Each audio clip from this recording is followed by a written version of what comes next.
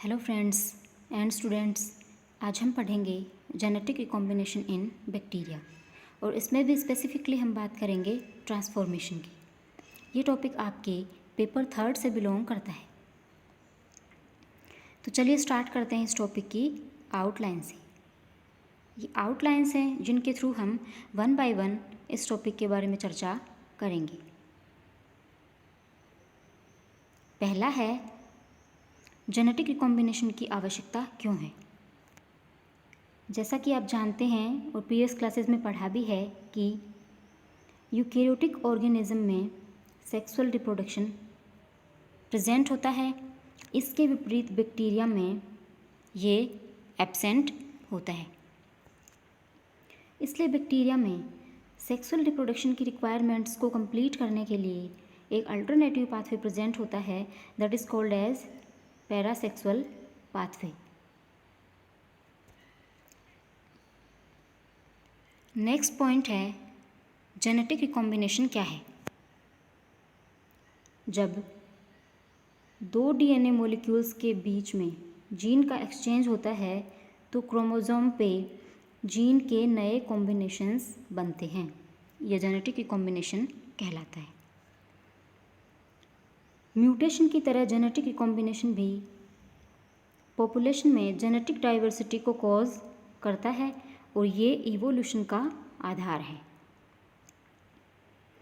ये देखा गया है कि प्रेजेंट डे माइक्रोब्स में रिकॉम्बिनेशन म्यूटेशन की तुलना में ज़्यादा बेनिफिशियल है। क्योंकि रिकॉम्बिनेशन किसी जीन के फंक्शन को रेयरली ही डिस्ट्रॉय करता है। इसके अलावा कई बार ये देखा गया है कि रिकॉम्बिनेशन के कारण कुछ जीन्स के कॉम्बिनेशन एक साथ आ जाते हैं जो कि किसी न्यू फंक्शन के लिए रिस्पॉन्सिबल होती हैं और ये बहुत ही वैल्यूएबल होता है।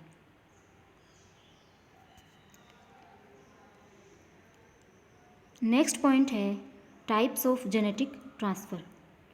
ये 2 टाइप्स का होता है। पहला है वर्टिकल जीन ट्रांसफ़र। ये gene transfer parents to offspring एक जनरेशन से दूसरी जनरेशन में कंप्लीट होता है। दूसरा है हॉरिजॉन्टल जीन ट्रांसफ़र। ये जीन ट्रांसफ़र बिटवीन सेल्स या फिर कहें कि सेम जनरेशन में ही कंप्लीट होता है। इस जीन ट्रांसफ़र की बात हम नेक्स्ट स्लाइड में करने वाले हैं। अब आता है mechanism of horizontal gene transfer. Bacteria में हॉरिजॉन्टल जीन ट्रांसफ़र के 3 तरीके हैं, 3 प्रोसेसेस हैं: ट्रांसफॉर्मेशन, ट्रांसडक्शन एंड कॉन्जुगेशन। ये तीनों प्रोसेस रिकॉम्बिनेशन के लिए रिस्पॉन्सिबल होती हैं।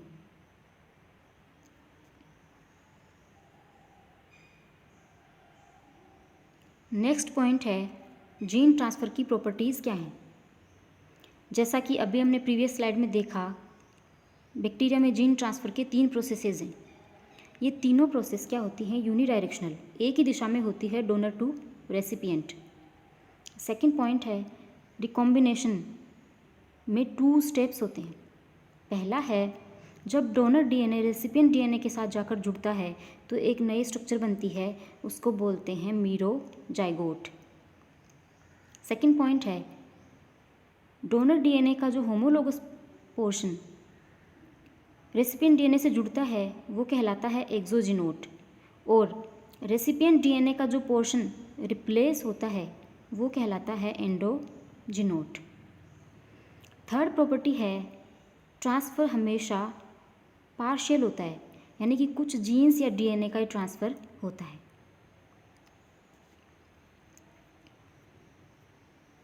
नेक्स्ट पॉइंट है ट्रांसफॉर्मेशन। इसकी डेफिनेशन पढ़ेंगे पहले और इसके बाद में इसकी हिस्ट्री को देखेंगे। तो ट्रांसफॉर्मेशन क्या है? Generally donor bacteria foreign genetic material या नेक्ड डीएनए को नेचुरली जब बात करते हैं तो एनवायरनमेंट से रेसिपिएंट बैक्टीरिया के द्वारा लिया जाता है और ये डीएनए यूजुअली एक्सप्रेस होता है और एक नए ट्रेट के लिए रिस्पॉन्सिबल होता है। ट्रांसफॉर्मेशन के बेस्ट रिजल्ट्स तब मिलते हैं जब डोनर और रेसिपिएंट क्लोजली रिलेटेड स्पीशीज़ होती है। थर्ड पॉइंट में हम इसकी हिस्ट्री से संबंधित बात करते हैं। जेनेटिक मटेरियल की जो सर्च है वो मिड 19th सेंचुरी में स्टार्ट हो गई थी, जब मेंडल ने the principle of inheritance discover किए थे और इन्होंने बताया कि कुछ फैक्टर हैं जो कि ट्रांसफ़र होते हैं एक जनरेशन से दूसरी जनरेशन में। मेंडल का ये law principle of inheritance genetic material की सर्च के लिए एक बहुत बड़ा बेसिस बना।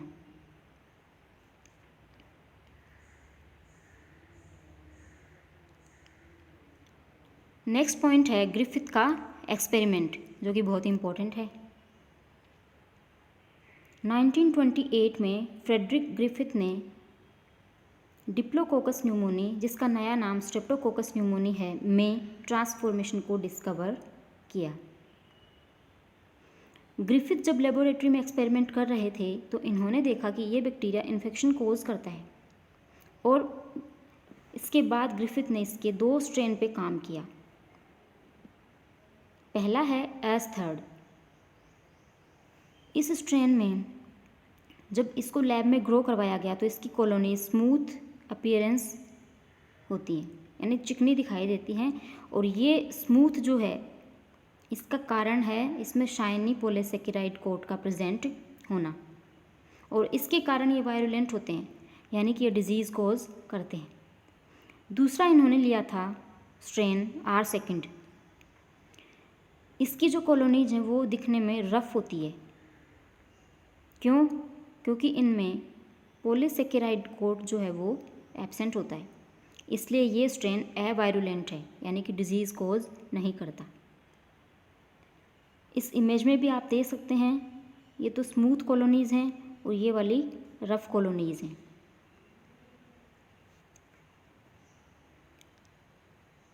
नेक्स्ट हम देखते हैं ग्रिफिथ का जो एक्सपेरिमेंट है वो क्या है। ग्रिफिथ ने ट्रांसफॉर्मेशन के एक्सपेरिमेंट के लिए 4 सेट बनाए थे बैक्टीरियल स्ट्रेन के। पहले सेट में इन्होंने क्या लिया, सेकंड R, जो कि नॉन वायरुलेंट होता है। दूसरे सेट में इन्होंने लिया थर्ड S, जो कि वायरुलेंट है। तीसरे सेट में इन्होंने लिया हीट किल्ड थर्ड S, ध्यान रखिएगा हीट किल्ड थर्ड S है। फोर्थ सेट में इन्होंने second R plus heat killed third S को लिया। पहले सेट में सेकंड R को इन्होंने जब माइस में इंजेक्ट कराया तो देखा कि माइस जो है वो सरवाइव कर रहा है। थर्ड S को जब इन्होंने माइस में इंजेक्ट कराया तो देखा कि माइस जो है उसकी डेथ हो जाती है।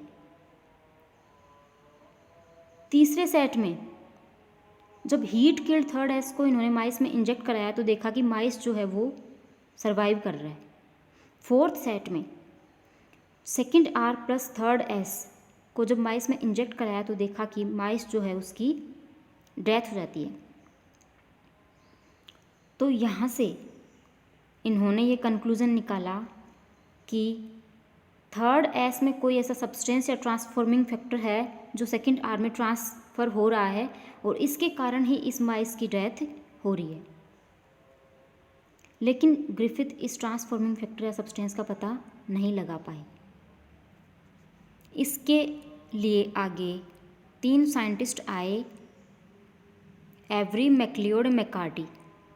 इन्होंने 1944 में एक एक्सपेरिमेंट के थ्रू ये बताया कि जो ग्रिफिथ के एक्सपेरिमेंट का सब्सटेंस या ट्रांसफॉर्मिंग फैक्टर है वो DNA है।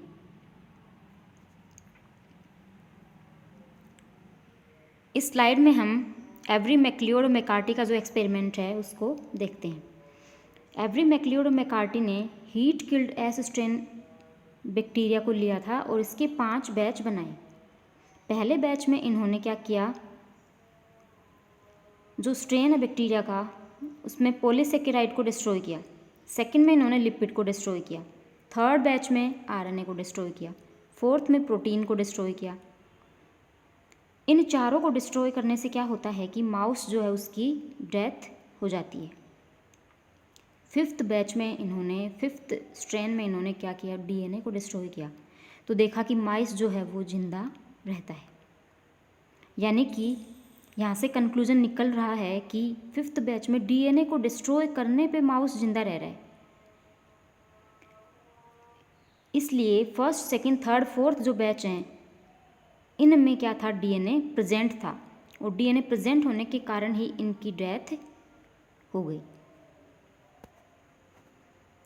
तो इस एक्सपेरिमेंट के बेसिस पे एवरी मैक्लियोड और मैकार्टी ने जेनेटिक मटेरियल या ट्रांसफॉर्मिंग फैक्टर जो है डीएनए उसका पता लगाया, आइडेंटिफाई किया, लेकिन साइंटिफिक कम्युनिटीज़ के बीच में डिबेट इसके बाद में भी ख़त्म नहीं हुई।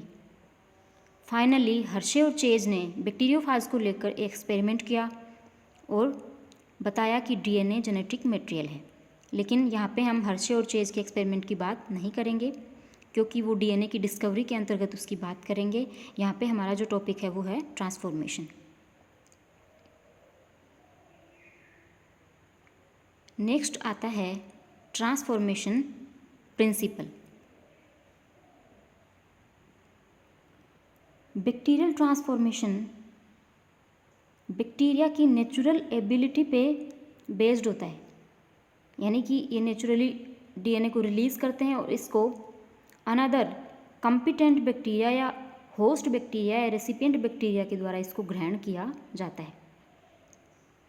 ट्रांसफॉर्मेशन की जो सक्सेस है वो होस्ट सेल की कम्पिटेंस पे डिपेंड करती है। अब ये कम्पिटेंस क्या है, तो कम्पिटेंस होस्ट सेल या रेसिपिएंट सेल की नेक्ड डीएनए को इनकॉर्पोरेट करने की एबिलिटी है। जो ऑर्गेनिज्म जैसे बैक्टीरिया नेचुरली ट्रांसफॉर्मेबल होते हैं वो अपने डीएनए को रिलीज़ करते हैं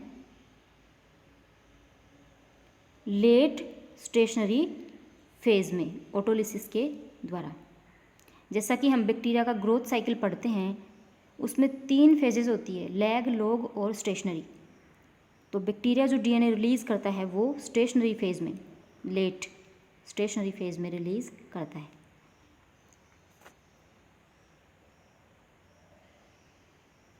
नेक्स्ट है टाइप्स ऑफ बैक्टीरियल ट्रांसफॉर्मेशन। ये 2 टाइप्स का है, natural transformation and artificial transformation. Natural transformation का मतलब ये नेचुरल कंडीशंस में, एनवायरनमेंट में होता है। डोनर डीएनए को रेसिपिएंट बैक्टीरिया के द्वारा ग्रहण किया जाता है। आर्टिफिशियल ट्रांसफॉर्मेशन जो है ये लेबोरेटरी कंडीशंस में, कंट्रोल्ड एनवायरनमेंटल कंडीशंस में कराया जाता है, और इसके लिए लेबोरेटरी में ये मेथड काम में ली जाती है फिजिकल, केमिकल एंड एंजाइमेटिक।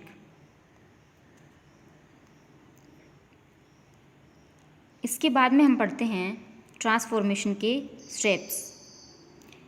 पहला है डोनर बैक्टीरिया डाई और उसकी सेल वॉल डिग्रेड हो जाती है और उसका जेनेटिक मटेरियल जो है वो बाहर आ जाता है।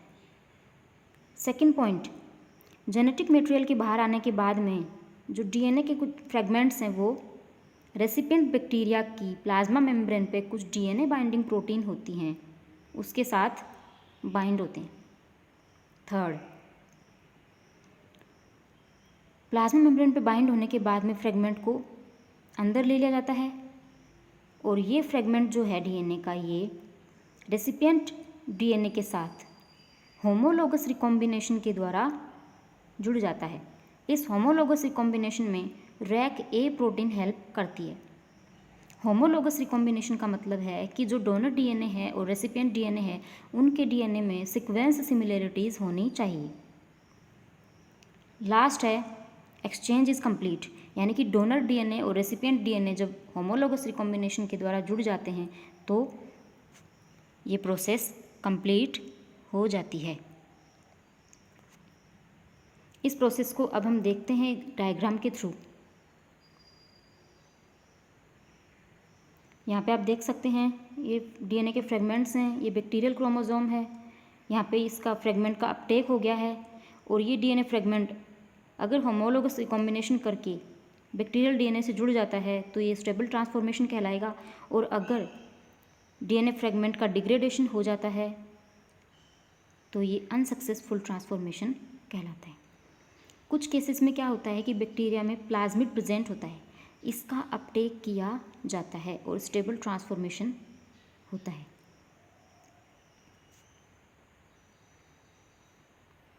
इसके बाद में हम पढ़ते हैं ट्रांसफॉर्मेशन के एग्जाम्पल। पहला है नेचुरल ट्रांसफॉर्मेशन। इसमें ग्राम पॉजिटिव के एग्जाम्पल हैं Streptococcus pneumoniae, Bacillus subtilis. Gram negative के एग्जाम्पल हैं Haemophilus influenzae, Neisseria gonorrhoeae, Acinetobacter, calcoaceticus. Second है आर्टिफिशियल ट्रांसफॉर्मेशन। इसमें केमिकली इंड्यूस्ड के एग्जाम्पल हैं E coli, Salmonella typhimurium and Pseudomonas aeruginosa. Second है electroporation. इसमें यू बैक्टीरिया की कुछ स्पीशीज़ और आर्किया का एग्जाम्पल हम दे सकते हैं।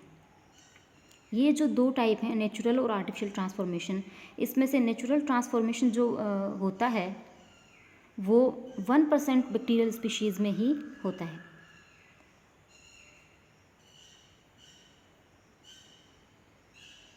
इसके बाद में हम पढ़ते हैं ट्रांसफॉर्मेशन के एप्लीकेशंस।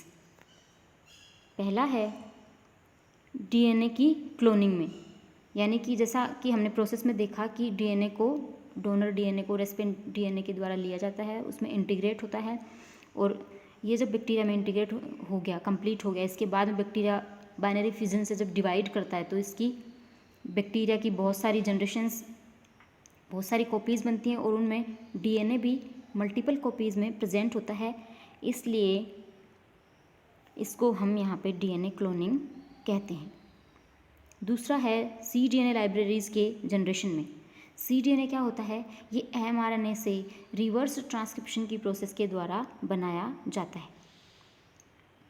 थर्ड, ये पॉइंट आर्टिफिशियल ट्रांसफॉर्मेशन में अप्लाई होगा, यानी कि जब डिजायर्ड जीन का प्रोडक्ट चाहिए होता है तो लेबोरेटरी कंडीशंस में कोई भी आपको प्रोटीन या एंजाइम चाहिए आप बना सकते हैं। इसका एक बहुत ही कॉमन सा एग्जाम्पल है इंसुलिन, जो कि डायबिटीज़ के लिए यूज़ किया जाता है। लास्ट है डीएनए लिंकेज स्टडीज़ में भी ट्रांसफॉर्मेशन का यूज़ किया जाता है।